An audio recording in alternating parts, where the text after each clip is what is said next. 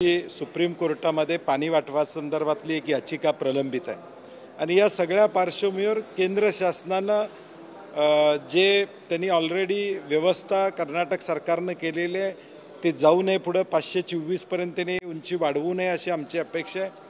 कारण की 2002-3 साली देखील सर्वोच्च न्यायालयामध्ये महाराष्ट्र सरकारनं सांगितलेलं आहे की बॅकवॉटरचा फटका हा आमच्या कोल्हापूर जिल्ह्याला, सांगली जिल्ह्याला प्रामुख्याने बसतोय आणि म्हणून आत्ता आमची केंद्राला विनंती आहे की त्यांनी हस्तक्षेप करून जेवढं पाणी आत्ता साठवत आहेत आलमट्टीमध्ये ते त्यांना पुरेसं आहे आणि म्हणून उंची वाढवून देऊ नये अशी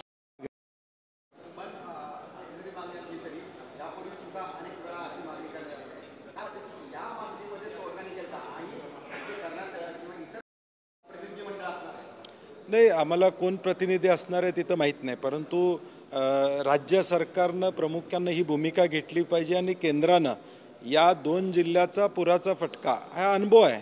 जवळजवळ 5-6 पूर जे काय आले ते अलमट्टीच्या बॅकवॉटरचा परिणाम आलेला आहे। कारण की राजापूर असेल, हिप्परगी असेल किंवा या सगळ्या बंधाऱ्यांचा अभ्यास आपण केला तर आपल्याला लक्षात येईल साधारणपणे की हा फटका बसतो आणि म्हणून कोल्हापूर आणि सांगली हे पुरात बुडवायचं आहे का नाही बुडवायचं हा निर्णय केंद्रानं घ्यायचा आहे।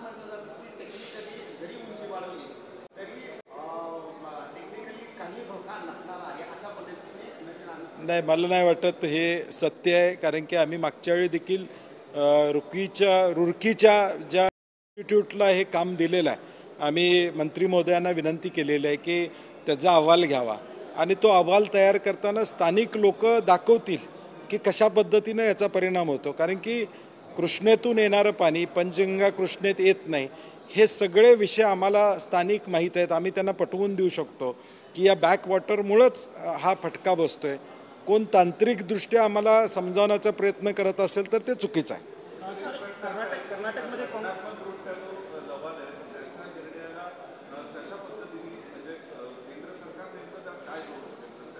नाही, शेवटी लवादानं जरी निर्णय 2003 साली दिला असला तरी शेवटी सरकार म्हणून त्यात हस्तक्षेप करणं शक्य आहे। जर एखाद्या राज्याचा फटका जिल्हे हे पुरात बुडत असतील तर त्यामध्ये व्यवहारिक दृष्टिकोन घेऊन केंद्रानं हस्तक्षेप करणं अभिप्रेत आहे। कर्नाटक सरकारचं सांगणं आहे की ते सायंटिफिक ऑब्झर्व करून जे आहे कोणाला त्रास नाही होणार अशा प्रकाराने उंची वाढवली जाते। नाही, मला वाटत नाही की सायंटिफिकली मी म्हटलं तसं तांत्रिक आम्ही देखील त्यांच्यावर बसायला तयार आहोत आणि आम्ही प्रूफ देऊ शकतो की या उंची वाढीमुळे कसा फटका बसू शकतोय, ते आम्ही त्यांना पुरावे देऊ शकतो। कर्नाटकमध्ये सध्या काँग्रेसचं सरकार आहे। 3 राज्य म्हणजे तेलंगणा असेल, आंध्र प्रदेश असेल आणि आपलं महाराष्ट्र असेल, तिन्ही राज्य उंची वाढवायला विरोध करत आहेत।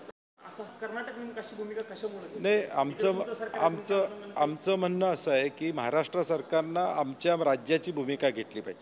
ते सरकार त्यांच्या राज्याची भूमिका घेते, आपल्या सरकारनं कणखरपणे आमच्या राज्याची भूमिका घेतली पाहिजे अशी आमची अपेक्षा आहे। हत्तींचा विषय आहे, सातत्यानं लोकांच्या जनभावना संतप्त आहेत आणि एकीकडे सर्वोच्च न्यायालयाचा निकाल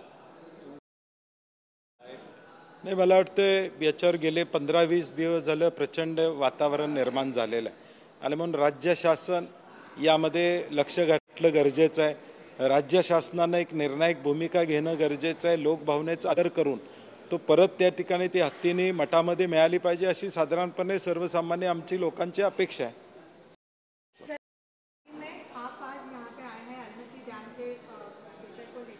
ये बताया जा रहा है कर्नाटक सरकार ये कहती है कि डैम की जो हाइट है वो साइंटिफिकली ध्यान रखते हुए जो है बढ़ाई जाएगी एक, और उनका ये भी कहना है कि पॉलिटिकली मोटिवेटेड जो एलिगेशंस है महाराष्ट्र गवर्नमेंट की ओर से वो पॉलिटिकली मोटिवेटेड। जो कोल्हापुर, सांगली और 2-3 कराड़ तक के जो तालुका और ज़िले हैं वहाँ पे बाढ़ की समस्या का अनुभव लोगों ने लिया है और इसकी वजह जो बैक वाटर का आलमट्टी का है वो उसकी वजह है। ये हम भी साइंटिफिकली उनके साथ बैठ के प्रूफ कर सकते हैं। तो अगर ये मिल के अगर एक आध बैठक हो जाए तो हम साइंटिफिकली हमारे लोग उनको बता सकते हैं। महाराष्ट्र गवर्नमेंट ने रुड़की की इंस्टीट्यूट को अभी एक रिपोर्ट तैयार करने के लिए कहा है। वो जब रिपोर्ट आएगी सामने तो निश्चित स्वरूप से जो कर्नाटक सरकार कह रही है वो गलत साबित होगा। Thank you. एक 1 2 करतो। अच्छा